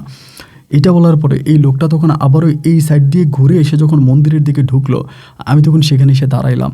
সেখানে দাঁড়ানোর পরে আমি তখন আস্তে আস্তে করে আসতেছি লোকটারে খোঁজার জন্য। লোকটারে আমি আর খুঁজে পেলাম না। আমার বন্ধুর কাছে গেলাম, বন্ধুর কাছে গিয়ে বললাম বন্ধুরে আমি তো খোঁজ পাইছি আমার চাঁদনি কই আছে। আমার বন্ধু আমারে বলতেছে তুই চাঁদনি থেকে কোনোভাবেই বের হইতে পারিস না, এই মেয়েটা থেকে বের হওয়া দরকার, এটা তোর পুরোপুরিভাবে পাগল বানাই দিতেছে। আমি তখন আমার বন্ধুরে বললাম দেখ আমি এখানে একজন ঠাকুরের সন্ধান পাইছি, এই ঠাকুরটা আমাকে এমনি এমনি ঠিকানা দিয়ে দিছে যে চাঁদনি অমুক জায়গায় আছে, এই জায়গায় আছে, আমাকে সম্পূর্ণ ঠিকানা দিছে, আমি সেই ঠিকানা থেকে চাঁদনিকে আনতে যাব। ওই তখন আমারে বলতেছে এখানে এরকম লোক, আচ্ছা উনি কে দেখি তো, চল তো ভিতরে চল। আমি তখন আমার বন্ধুর সঙ্গে মন্দিরের ভিতরে ঢুকলাম এবং মন্দিরের ভিতরে ঢোকার পরে মন্দিরটা পুরো এই প্রান্ত থেকে ওই প্রান্ত পর্যন্ত চুষে বেড়াইলাম, কোথাও ওই লোকটার আর কোনো সন্ধান পাইলাম না। আমি আমার বন্ধুরে বললাম যে দেখ এরকম একটা লোক, তো এই মন্দিরে ওই রাতের বেলায় কিন্তু বেশি সংখ্যক মানুষ ছিল না, অল্প মানুষই ছিল। তো অল্প মানুষের ভিতরে এই লোকটা কোথায় হাওয়া হয়ে গেল, কোথায় হাওয়া হয়ে গেল, এবং কোথায় হাওয়া হয়ে গেল এটা তো এক কথা, আরেকটা কথা হচ্ছে কি জানেন, আপনি শুনলে হয়তো অবাক হয়ে যাবেন। এই মন্দিরে সিসিটিভি ছিল, মানে সিসি ক্যামেরা যেটা বলে সিসি ক্যামেরা ছিল। আমার বন্ধুরে ধইরা, মন্দিরের কর্তৃপক্ষকে ধইরা আমরা সিসি ক্যামেরা পর্যন্ত নিছি। আমি যে নিম গাছের তলে বসেছিলাম, ওই নিম গাছের তলে আমি বসে আছি, আমার ওই জায়গাটার মধ্যে সিসি ক্যামেরা ছিল না, কিন্তু নিম গাছের এই পাশটা মানে মন্দিরের যে গেটটা, ওই গেটটার মধ্যে সিসি ক্যামেরা ছিল। এই লোকটা যে নিম গাছের নিচ দিয়ে হেঁটে এসে মন্দিরের সিঁড়ির কাছে গেছে, এই জায়গাটাতে সিসি ক্যামেরা ওঠার কথা। আমি টাইম সময় সব কিছু বললাম, কিন্তু সিসি ক্যামেরা তখন এই ধরনের কোনো লোককে দেখাই যায় নাই, এই ধরনের কোনো লোক সিসি ক্যামেরায় উঠেই নাই, এবং লোকটা যে মন্দিরের দিকে চলে গেছে তারও কোনো কিছু উঠে নাই। তো আমি এই বিষয় নিয়ে আর বন্ধুর সঙ্গে কথা বলি না। সকালবেলা ভোর হওয়ার সঙ্গে সঙ্গেই আমি তখন রওনা দিলাম, এবং রওনা দেওয়ার পরেই যে বিল্ডিংয়ের ঠিকানা আমাকে দিল, এই বিল্ডিংয়ের ঠিকানা আমার স্পষ্ট মনে আছে, মানে উনি যেভাবে বলেছে মনে হয় যেন আমার ব্রেনের মধ্যে সেভ হয়ে গেছে। আমি সেই ঠিকানা অনুযায়ী তখন ঢাকায় রওনা দিয়ে ঠিক যেভাবে বলছে ওই বিল্ডিংয়ে আমি তখন চাঁদনিকে এবং চাঁদনির মাকে পাইছি। এবং চাঁদনির মাকে পাই নাই, ওইখানে যাওয়ার পরে আমি আপনাকে কি বলবো, বলতে ভীষণ রকমের কষ্ট হচ্ছে, তারপরেও বাস্তবতার জন্য বলি, এইটা মূলত একটা রুম ছিল না, মানে ফ্ল্যাট ছিল না। ওই ফ্ল্যাটের মধ্যে খারাপ কাজ করা হতো, বিভিন্ন হোটেলের মেয়েরা বা কলেজে পড়ুয়া বা ভার্সিটিতে পড়ুয়া অনেক চাকরি বাকরি করা মহিলারা, তারা এখানে আসতো এবং তাদের সঙ্গে বিভিন্ন ধরনের পুরুষের খারাপ কাজ তার মা এই রুমের মধ্যে করাইতো। এবং শুধু যে অন্য মেয়েদেরকে দিয়ে করাতো তাও না, উনি নিজের মেয়েকেও এই কাজে ব্যবহার করতেন, মানে চাঁদনিকেও ওই কাজে ব্যবহার করতেন। আমি শুনে রীতিমতো অবাক হয়ে গেলাম, এটা কিভাবে সম্ভব। এবং রুমে আসার সঙ্গে সঙ্গে তিনি দারোয়ান ডাকলেন নিচ থেকে, এবং দারোয়ান তখন আমাকে ধাক্কাই রুম থেকে বের করে দিছে। বের করে দেওয়ার পরে আমি তখন কি করব বুঝতে উঠতে পারতেছিলাম না। আমাদের সঙ্গে গাড়ি চালায় আমাদের এক পরিচিত ভাই আছে, তার বউ মানে তার শ্যালক আবার হচ্ছে পুলিশে চাকরি করে, ঢাকাতেই পুলিশে চাকরি করে, মানে উনি আমাদের সঙ্গে ড্রাইভারি করে, একজন সিনিয়র ড্রাইভার আর কি, তার শালা পুলিশে চাকরি করে। তো আমরা তখন ওই যে পুলিশে চাকরি করে ওই লোকটার সঙ্গে তখন যোগাযোগ করে বললাম যে ভাই এমন ঘটনা, ওই বিল্ডিং আমার বউকে আটকায় রাখছে আমার শাশুড়ি, এবং বিভিন্ন মেয়ে দিয়ে ধরনের খারাপ কাজ করায়। তো সেই ভাইয়ের সহযোগিতা আমরা তখন যে থানার আন্ডারে পড়ছে ওই থানায় গেলাম, এবং থানায় যাওয়ার পরে অভিযোগ দায়ের করলাম। দায়ের করার পরে সেই থানার পুলিশ নিয়ে সরাসরি ওখানে এসে রেড দেয়, ওই জায়গায় সরাসরি এসে রেড দিয়ে, এবং রেড দেওয়ার পরে ওই জায়গার মধ্যেই তখন ওর মাকে সহ ধরে, এবং যে মহিলাগুলো এখানে ছিল সবাইকে ধরে পুলিশ তখন নিয়ে যায়। চাঁদনি তখন একেবারে অ্যাবনর্মাল, মানে কোনো কথাও বলে না, কিছুও না, এই জায়গা থেকে তাদের সবাইকে নিয়ে গেল। আমি তখন চাঁদনিকে আলাদা আমার বাসায় নিয়ে গেছি, এবং আমি যে বাসায় থাকতাম, যে জায়গায় থাকতাম, ওই জায়গায় তখন চাঁদনিরে নিয়ে যায়। নিয়ে যাওয়ার পরে চাঁদনিকে আমি আবারও পুনরায় ওই যে আমার একটা কবিরাজ ছিল, একজন হুজুর ছিল, ওই হুজুরের কাছে নিয়ে যাই। হুজুরের কাছে নিয়ে যাওয়ার পরে হুজুর আমাকে বলতেছে মেয়েটাকে আবারও কালো জাদু করছে। এবার এই হুজুর ভালো করে ওরে মানে একদম শরীরটা বন্ধ করে দেয় এবং আমাকে বলে, মেয়েটা যখন আপনি যদি মানে প্রতি 3 মাস অন্তর অন্তর 3 মাস শেষ হওয়ার পর আপনি তার তাবিজটা পরিবর্তন করবেন। 3 মাস শেষ হওয়ার পর তার তাবিজটা পরিবর্তন করবেন, তাহলে তাকে আবারও নিয়ে যাবে। তার মা এই ধরনের কাজই করায়, এবং তার মা যেই নারীর দিকে একবার তাকাবে, যে মহিলার দিকে একবার তাকাবে, ওই মহিলায় তার আন্ডারে চলে আসবে। এই মহিলাকে তিনি যা করতে বলবে সে তাই করবে, কারণ তার মায়ের মাঝে কিছু অলৌকিক পাওয়ার আছে, ক্ষমতা আছে। সুতরাং আপনি যেভাবেই পারেন আপনার ওয়াইফকে কোনোভাবেই আর ওই মহিলার ধারে কাছে পৌঁছাতে দিবেন না। আমি তখন এই কবিরাজকে কথা বলে কবিরাজের কাছ থেকে আমি চাঁদনিকে আবারও আমার কাছে নিয়ে আসি, এবং আমার কাছে আনার পরে আমি তখন চাঁদনির সঙ্গে বেশ ভালোই আছি, কোনো সমস্যা নাই, একসঙ্গে চলাফেরা করতেছি এবং ওর সঙ্গে একসঙ্গে আসি। এবং এইভাবে থাকতে থাকতে হঠাৎ করে জানতে পারলাম কি জানেন, ওর মা আবারও জেল থেকে বের হয়ে গেছে। যেই জেলে গেছে সেই জেল থেকে বের হয়ে গেছে, এবং বের হয়ে যাওয়ার পরে আবারও সে ওই ধরনের খারাপ কাজই করে। যে কাজগুলো সে আগে করতো, বিভিন্ন মেয়েদেরকে নিয়ে আসতো, এনে খারাপ কাজ করাইতো। মানে উনি এরকম একটা মানুষ ছিল, কবিরাজ আমাকে যেটা বললো যে যেই নারীর দিকে একবার চোখ তুলে তাকাবে ওই নারী ধরেন কাবু হয়ে যাবে। মানে তার দিকে তাকাইলে ওই মহিলা যদি তার চোখে চোখ পড়ে তাহলে মহিলা তার সঙ্গে বেরিয়ে চলে আসবে, এমন এক পাওয়ার ওনার মাঝে ছিল। তখন আমার মানে মাথায় মধ্যে আসলো কি যে তখন কিন্তু আর আমি চাঁদনিকে ভালো করতে পারি না। চাঁদনি কিন্তু এখনও সে মানসিক রোগী আছে, মানে একরকম পাগল হয়ে আছে। তো থাকার পরে আমি তখন এই কবিরাজরে ধরলাম, কবিরাজের কাছে আবার গেলাম, গিয়ে বললাম আচ্ছা এর তো আমি কোনো আইনিভাবে কোনো শাসন করতে পারি না, প্রশাসনিকভাবে ওর মায়ের কোনো ক্ষতি করতে পারি না। এই মহিলা এখনও বিভিন্ন মেয়েদেরকে নিয়ে ওই জায়গার ভিতরে খারাপ কাজ করে, এখনও বিভিন্ন নারীদেরকে নিয়ে ওই জায়গার মধ্যে খারাপ কাজ করা। এই মহিলাকে ধরার কোনো উপায় আছে কিনা, কোন না কোনোভাবে এই মহিলার বিচার করতে পারে কিনা। ওই কবিরাজ তখন বললো, বা হুজুরটা তখন বললো, দেখো বিচার যদি করতে হয় মহিলাকে আনতে হবে, বা আমি এমন কিছু জিনিস দেবো, ওই জিনিসগুলো মহিলাকে খাওয়াইতে হবে, খাওয়ানোর পরে সে পাগল হয়ে যাবে, সে পাগল হয়ে বেরিয়ে যাবে। সে খারাপ মহিলা যেহেতু, তার সঙ্গে এভাবেই করতে পারো। পরে আমি বললাম যে আপনি আমাকে পানি পড়াটা দেন, আমি মহিলাকে দিয়ে কাজটা করাবো। বলে তখন তিনি আমাকে পানি পড়াটা দিল, দিয়া বললো যে 7 দিন, পুরো 7 দিন অন্তত 1 থেকে 2 বার করে তাকে এই পানিটা খাওয়াইতে হবে, এবং একটা তাবিজ দিল, বলে যে এই তাবিজটা তার মাথায় বেঁধে দিবেন, এবং 7 দিনের মধ্যে সে পাগল হয়ে ঘর থেকে বেরিয়ে যাবে। এবং ওই কবিরাজটাও বা ওই হুজুরটাও খুব মানে আমার সঙ্গে খুব ভালো সম্পর্ক থাকার কারণে ওনার নাম ছিল গিয়াসউদ্দিন হুজুর। এই গিয়াসউদ্দিন হুজুর কিন্তু মানে আমার সঙ্গে থাকে এবং তিনি আমাকে অনেক হেল্প করে। তো গিয়াসউদ্দিন হুজুরের কাছ থেকে তাবিজ আর পানি পড়া নিয়ে আমি তখন চিন্তা করলাম যে কীভাবে ওর মায়েরে ধরা যায়, ওর মায়েরে কীভাবে পাওয়া যায়। এইভাবে 2 দিন 3 দিন পরে একদিন ওনার আমি ফোন দিলাম, ফোন দিয়ে বললাম যে মা দেখেন এমন এমন ঘটনা, আমি তো চাঁদনিরে নিয়ে আসছি, এখন চাঁদনি তো পুরো অ্যাবনর্মাল, পায়খানা প্রস্রাব করে দিয়ে রুমের ভিতরে, আমি তো ওরা রাখতে পারতেছি না, আপনি একটা কাজ করেন, আপনি ওরা নিয়ে যান। পরে উনি বলতেছে, এই তুই আমার সঙ্গে কথা বলবি না, তুই আমার পুলিশে না আমার ধরাই দিছস, তুই একটা জানোয়ার, এই সেই। আমি বললাম দেখেন যা করার যেটাই করছে, এখন তো আমি মেয়েটা মারা যাইতেছে, ওর তো আমি বাঁচাইতে পারতেছি না, ওর অবস্থা খারাপ, আপনি এসে ওর একটু নিয়ে যান। তো বলে আচ্ছা ঠিক আছে, ও কই আছে? আমি তখন ঠিকানা দিলাম, এই ঠিকানা অনুযায়ী চাঁদনির মা তখন আসছে, এবং আসার পরে সেই জায়গার মধ্যে আমি তখন চাঁদনি মারে আটকায় যে বিল্ডিংয়ে আমি থাকতাম, বিল্ডিংটা পুরান একটা বিল্ডিং ছিল, বিল্ডিংয়ের উপরের ফ্ল্যাটগুলো খালিই ছিল, সেখানকার দারোয়ানের সাথে আমার সম্পর্ক। ওই বিল্ডিংয়ে আমি তখন ওর মারে আটকায় ওর মায়ের উপরে কবিরাজের যে জিনিসগুলো দিয়েছিল ওই জিনিসগুলো প্রয়োগ করতে শুরু করলাম। যেমন ওনার মাথার মধ্যে আমি তাবিজটা বেঁধে দিলাম, ওনার হাত পা বেঁধে ফেললাম এবং জোরপূর্বকে পানিগুলো খাওয়াইতে শুরু করলাম। 3 দিনের মাথায় ওর মা উল্টাপাল্টা বকাবাদ্য করতে শুরু করলো, মানে একরকম পাগল হয়ে গেছে। এবং পাগল হয়ে যাওয়ার পরে 3 দিন পরে আমি ওর মায়েরে ছেড়ে